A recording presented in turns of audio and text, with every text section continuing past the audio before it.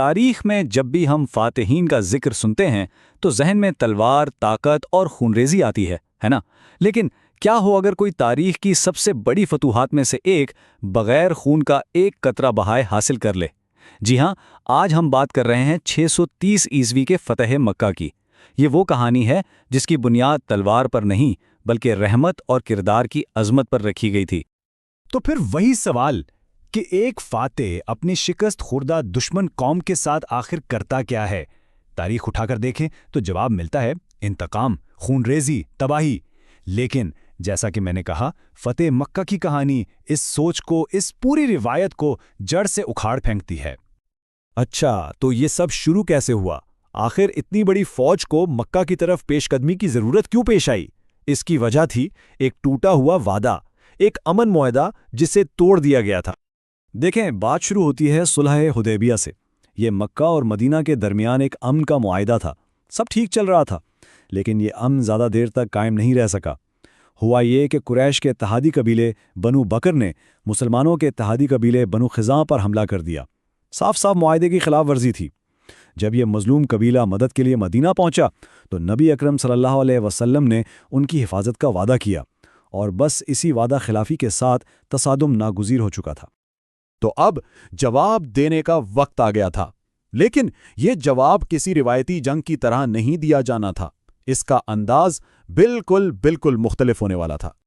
ذرا اس لشکر کی تعداد پر غور کیجئے۔ 10,000 یہ صرف ایک نمبر نہیں ہے۔ اس زمانے میں اس پورے خطے کے لیے یہ ایک ناقابل یقین، ایک بہت بڑی طاقت تھی۔ ایک ایسی فوج جو ایک مقصد کے لیے خاموشی کے ساتھ آگے بڑھ رہی تھی۔ اور اس پیش قدمی کی اصل طاقت تلوار نہیں بلکہ حکمت عملی تھی۔ سارا سفر انتہائی رازداری میں کیا گیا۔ مقصد یہ تھا کہ قریش کو آخر وقت تک بالکل بے خبر رکھا جائے۔ یہ صرف کوئی فوجی چال نہیں تھی، یہ ایک نفسیاتی جنگ کا آغاز تھا جو لڑے بغیر ہی جیتی جا رہی تھی۔ پھر جب یہ لشکر مکہ کے بالکل قریب مر الزہران نامی جگہ پر پہنچا تو رات کے اندھیرے میں ایک حکم دیا گیا اور ہزاروں مشالیں ایک ساتھ جلا دی گئیں۔ ذرا تصور تو کریں مکہ والوں کا حال جب انہوں نے رات میں اپنے چاروں طرف پہاڑیوں پر آگ کا ایک سمندر دیکھا ہوگا۔ یہ ایک ہی منظر ان کے سارے حوصلے توڑنے کے لیے کافی تھا۔ یہی وہ منظر تھا جسے دیکھ کر قریش کے سردار ابو سفیان فوراً سمجھ گئے کہ اب مزاحمت کرنا بالکل بیکار ہے۔ جب انہیں نبی اکرم صلی اللہ علیہ وسلم کے سامنے پیش کیا گیا تو اس ناقابل تصور طاقت اور رحمت کے مظاہرے کو دیکھ کر انہوں نے اسلام قبول کر لیا۔ اور یہ صرف ایک شخص کا اسلام لانا نہیں تھا، یہ دراصل مکہ کی قیادت کا ہتھیار ڈالنا تھا، اور اسی لمحے مزاحمت کا باب ہمیشہ کے لیے بند ہو گیا۔ اور پھر شہر میں داخل ہونے سے بھی پہلے ایک ایسا اعلان کیا گیا جس نے سب کو حیران کر کے رکھ دیا۔ نبی اکرم صلی اللہ علیہ وسلم نے فرمایا کہ جو ابو سفیان کے گھر میں پناہ لے لے وہ محفوظ ہے، جو اپنے گھر کا دروازہ بند کر لے وہ بھی محفوظ ہے، اور جو مسجد الحرام میں داخل ہو جائے وہ بھی محفوظ ہے۔ سوچئے، یہ انتقام کی دھمکی نہیں تھی، یہ امان اور حفاظت کا پیغام تھا۔ تو اب وہ لمحہ آ پہنچا تھا جس کا سب کو انتظار تھا۔ اسلامی لشکر مکہ میں داخل ہونے والا تھا۔ سب کے ذہن میں یہی سوال تھے، کیا اب خون بہے گا؟ کیا سالوں کے ظلم کا بدلہ لیا جائے گا؟ 10 رمضان 8 ہجری اسلامی لشکر مکہ میں داخل ہوا، لیکن فاتح کا انداز وہ بالکل مختلف تھا۔